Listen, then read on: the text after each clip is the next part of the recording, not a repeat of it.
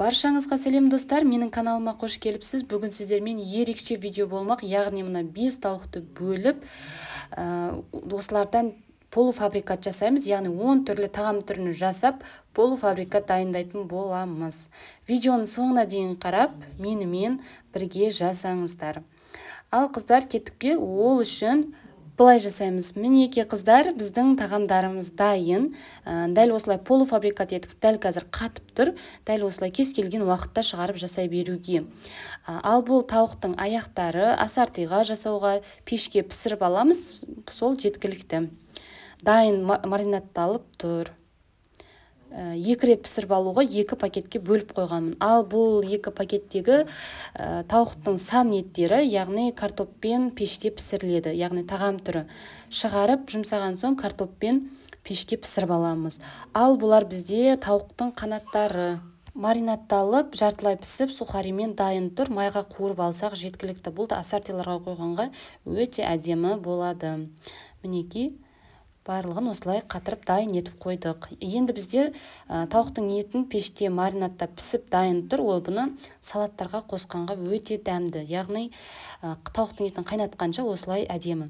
Ал бұлай фарштарды қойғанымыз бұл бризолға дайын тұр. Яғни кляр жасап, бризол жасаймыз. Ал енді бұлар фрикаделькелер, суптарға арналған. Бір супқа. Ал бұл енді тауық етінен жасалынған, қалай айтуға болады, самса сияқты етіп пісіріп аламыз. Дайын тұр. Бұлар ұяшықтар. Бұларды дайын түрі пеште пісіріп алуға жанына күрішпен, макаронмен бірге жасай береміз. Бұлар тауық етінен жасалынған котлеттер.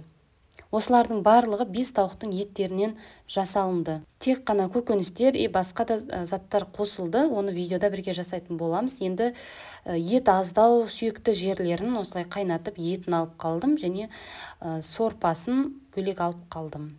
Яғни оны тағамға дайын тұрады. Суп жасауға, кеспелерге осылай дайын тұр. Неке барлығын осылай бірге жасайтын боламыз. Видеоның соңына дейін қарап, менімен жасаңыздар. Алдымен тауықтарымызды бөліп аламыз. Маған кішкене қиындау болғандықтан жолдасым бөліп берді. Қанаттарын, аяғын алып, барлығын бөлшектеп аламыз. Аяғын сан етімен аяқ бөлігін бөліп аламыз. Сан етін және аяқтарын барлығын бөлек-бөлек алып жатырмыз. Әрқайсысын бөлек тағам түріне. Ал қанаттарын тырнақ бөлігін алып тастаймыз да, қалған 2 бөлікті бөліп аламыз. Міне қыздар, барлығын бөліп алдық. Төс еттері, аяқтары, сан бөлігі, қанат бөліктері. Дәл қазір аяқтарын маринадтайтын боламыз. Тек бұны полуфабрикат ретінде емес, былай кезде жасай беруге болады. Алдымен тұз, барлығын бір-бір шайып алдым. Мен таза суға шайып. Бал қостым, мед, яғни соя соусы қосып, және чеснок, барлығын майда үкіштен өткізіп аламыз. Паприка, қара бұрыш салып, жақсылап араластырамыз. Егер бірден пісіретін болсаңыздар, бір сағаттай көлемінде маринадта тұрғаны дұрыс. Міне осылай маринадталып, пакетке салып, бірден өзіңіздің пакетіңізде бірден қанша штук қолданасыз, қаншаданы дәл солай сала беріңіздер. Міне барлығын осылай араластырып, бірден морозилкаға салуға болады. Яғни бұл қатамын дегенше маринадталып тұрады. Ал енді бізде қанаттары, қанатының егерде артық қажет емес терілері болатын болса, алып тастағанымыз дұрыс. Егерде жас рябаның қанаттары болатын болса, олар енді терісі қатты біліне бермейді. Міне барлығын бөліктерге бөліп, терілерін тазалап алдық.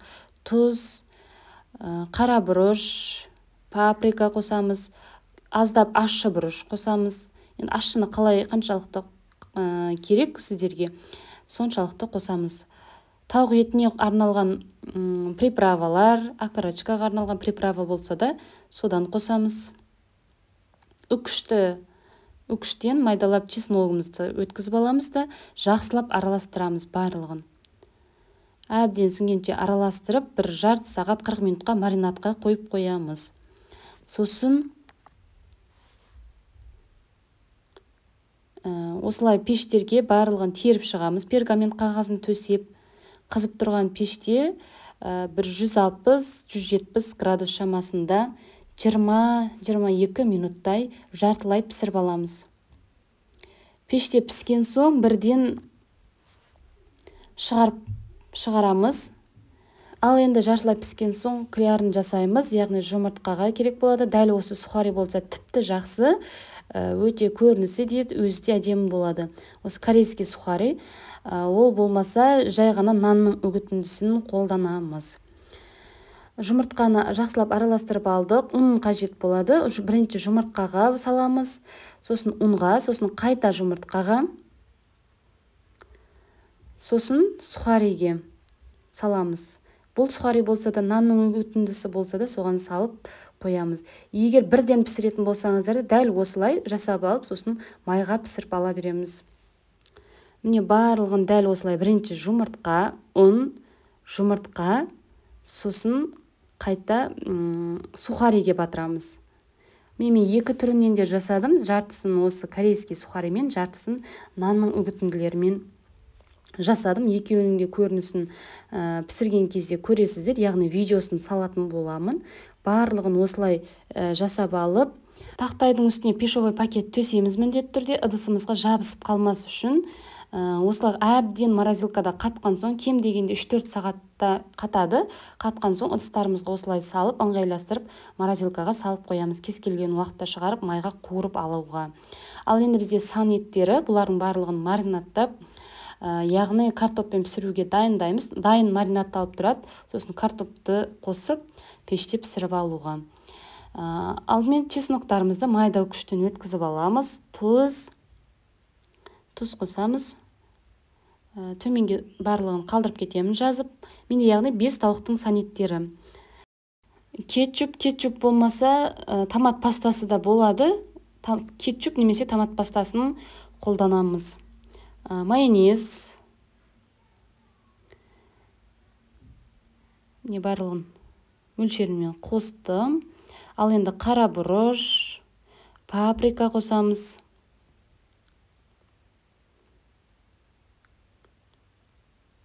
Паприка қосып, барлығын жақсылап араластырамыз. Жақсылап араластырып, пакеттерге бөліп саламыз. Сізге неше тамақтық керек, қанша қосасыз, соған қарай. Бізде бұл мөлшерді 2 тамаққа қолданғандықтан 2 пакетке бөліп салдым.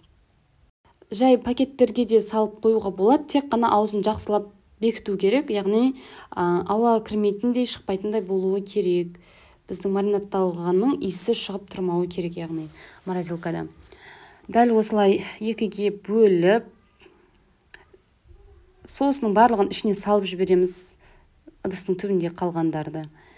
Бөліп салып, аузын бекітіп, морозилкаға бірден салып қоямыз. Дайындайтын кезде бір шығарып, ертіп қолданамыз. Ал енді қыздар, төс бөліктегі еттерінің барлығын еттерін алып бөліп жатырмын, яғни ет тартқыштан өткізіп фарш жасаймыз. Қажет емес сүйектерінің барлығын алып тастаймыз. Төс еттерінің барлығын осылай фарш дайындап аламыз.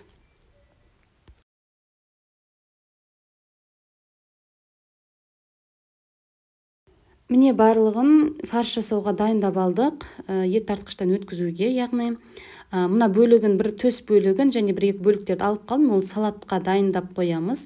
Мына сүйектерін тастаймыз, ал енді фаршымызды өткізіп аламыз барлығын. Біркелкі етіп. Фарштан жасалынатын дүниелер негізі өте көп, соның бір бөлігін ғана сіздермен көрсететін болам. Кішкене бөліп алдық. Міне үлкендеу бір бөлігін алдым, мына кіші бөлігін. Осы фарштардың барлығын қолданамыз. Міне бір бөлігін алдым. Енді бұдан фрикадельки және бризолға арналған етіп жасап дайындап қоямыз. Үкіштен өткізілген немесе майдалап туралған болсын, пиязымызды аламыз. Менде алдын ала өткізіп қойғандықтан кішкене түсі өзгеріп қалыпты. Қара бұрыш, жұмыртқа, тұз қосып дайындаймыз. Әбден араластырамыз қолымызбен, қамыр сияқты етіп, біркелкі масса болып кеткенше араластырамыз. Жақсылап араласқан фаршты енді алдымен фрикадельке жасап аламыз. Қолымызға аздап жабысатын болса, осылай қолға суға батырып отырып, әбден екі алақанымызбен ұрғылап, фрикаделькеде шашылып кетпеу үшін ең тиімдісі сол жақсылап араласу керек қамыр сияқты, және екі алақанымызбен ұрғылап жасауымыз керек. Міне барлығын бір-біріне жабыспайтындай етіп, тақтайымызға пищевой пакет немесе осылай пергамент қағазын төсеп, барлығын қойып алып, морозилкада қатырып аламыз. Қатқан соң ғана пакеттерге салып қоюға болады, кем дегенде 3-4 сағатқа. Қалған фаршымызды теңдей 4-ке бөліп, пакеттерге саламыз, яғни бризол жасауға дайындап қоямыз.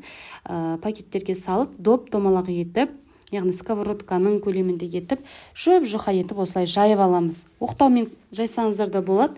Мен қолмен ыңғайлы болғандықтан дәл осылай барлығын жайып, ыдысымызға қойып аламыз. Бірінің үстіне бірін қойсақ та болады, бір-біріне жабыспайды пакет болғандықтан. Міне осылай барлығын жасап, морозилкада қатырып алып, дайын етіп қоямыз. Ал енді бізге салатқа дайындап қоямыз. Мұны төс еттерін, паприка, кетчуп, тұз, қара бұрыш қосып, маринадтап жарты сағатқа қойып, сосын пеште пісіріп аламыз. Яғни 160-170 градус шамасында пеште 40 минут 50 минуттай пісіріп аламыз. Яғни дайын пеште пісіп тұрады. Сосын пеш суыған соң пищевой пакетке орап, морозилкаға салып қойсақ, кез келген уақытта салатқа қолдана береміз. Яғни қайнатып қолданғанша осылай дәмдірек. Ал енді ұяшық жасаймыз. Ол үшін фарштың бір бөлігін алдық, майдалап туралған пияз, үкіштің майда бөлігінен сәбізімізді өткізіп аламыз. Қара бұрыш, тұз салып, жақсылап біркелкі болғанша араластырамыз. Негізі пиязды да үкіштен өткізіп алсаңыздар тіпті жақсы. Яғни пияз өте майда болуы керек. Мөлшерін төменге қалдырып кетемін. Міне барлығын араластырып, теңдей 4 бөлікке бөлдім, яғни 4 ұяшық шығады. Ыдысымызға, яғни тақтайымыздың үстіне пищевой пакет ораймыз, жабысып қалмас үшін, немесе пергамент қағазы. Осылай ұяшық сияқты етіп шығамыз. Оның үстіне жұқалап кесілген қызанақ қойып шығамыз. Оның үстінен туралған сыр, кез келген сырды қоя бересіздер. Моцарелла сыр болса тіпті жақсы. Осылай қойып қатырып аламыз морозилкада. Әбден қатқан соң ғана пакетке салып қоюға болады. Бұл ұяшықты пеште пісіруге арналған. Ал енді бізде котлет жасаймыз. Ол үшін фарштың бір бөлігін алдық, майдалап туралған пияз, ал оған нанның үгітіндісі немесе нанның бір бөлігін сүтке жібітіп қосуға болады. Мен сухариді қолдандым. Қара бұрыш салып, жақсылап араластырамыз. Дәл котлеттің шашылып кетпеу үшін жақсылап араластыру өте маңызды, қамыр сияқты етіп. Міне жақсылап араластырып, қолымызға жабыспау үшін суға батырып жасаймыз. Екі алақанымызбен жақсылап ұрғылап, пергамент қағазына қойып шығамыз, немесе пищевой пакетке. Яғни ыдысымыздың үстінде пищевой пакетпен оралған болуы керек. Барлығын осылай алақанымызбен ұрғылап, котлеттерімізді жасап шығамыз, бір-біріне жабыспайтындай етіп қойып, морозилкада кем дегенде 3-4 сағатқа қатырып аламыз.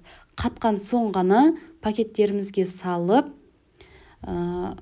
морозилкаға салып қоюға болады. Яғни біздің котлеттеріміз дайын тұрады, кез келген уақытта шығарып жасай беруге.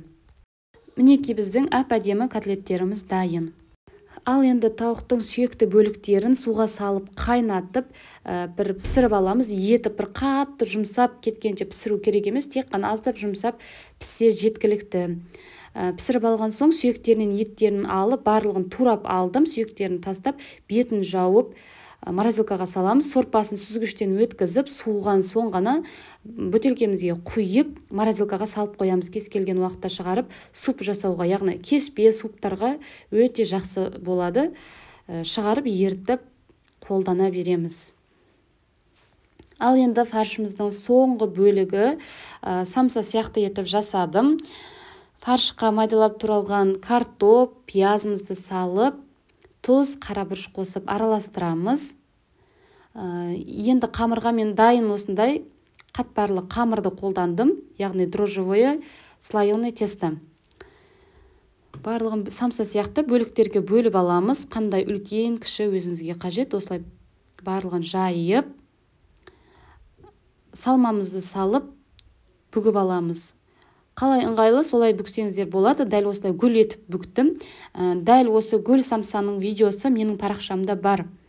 Яғни гүл самса етіп жасаудың видеосы парақшамда бар. Ол бөлек видео. Міне осылай барлығын бөгіп шығып, ыдысымыздың үстіне пешевой пакетпен оралған болуы керек. Барлығын бір-біріне жабыспайтындай етіп морозилкада қатырып аламыз. Қатқан соң ғана пакеттерімізге саламыз. Мінекей қыздар, біздің жасаған дүниелеріміз сіздерге видео өте пайдалы деп ойлаймын. Тек полуфабрикат етіп морозилкада қатыру ғана емес қой. Бірден жасай берулеріңізге де болады. Бұл жерде 10 түрлі дүние жасадық. Яғни видео ұнаса төменге пікір қалдырып, лайк басып кетуді ұмытпаңыздар. Каналға тіркеліп, қоңырау тетігін басып қойсаңыздар, менің видеом шыққан кезде бірден сіздерге көрініп отыратын болады. Сіздермен болған Умида, кейінгі видеоларда кездескенше сау болыңыздар.